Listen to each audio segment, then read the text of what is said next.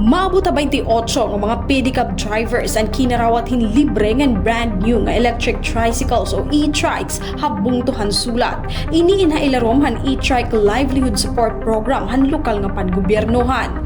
Gindumaran opisyal nga pag-turnover di dan Hulyo 30 tuig 2026 nga pinangunahan ni Mayor Javier Zacati. Iniyan gintatagat nga siyahan nga programa nga probinsya ng Eastern Samar nga direkta nga naghahatag hin e-trike para mga pedicab drivers.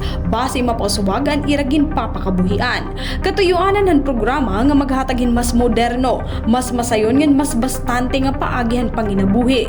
Base masiguro nga padayon nga magagamit ini nga mga e-trikes, planohan LGU sulat nga mag-instalarhin solar panel sa kada unit ngan magtukod din mga opisyal nga charging station sa bungto base makabulig ilabi na kun mauran o kulang ang sirakhan adlaw.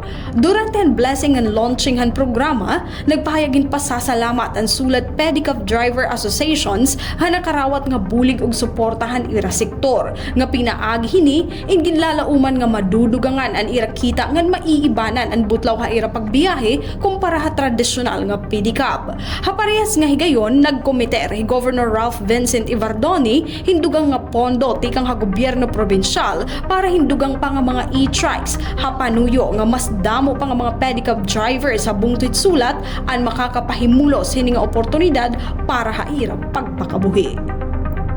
Tikang habungtit sulat, Heidi Upada, Eastern Samar News Service.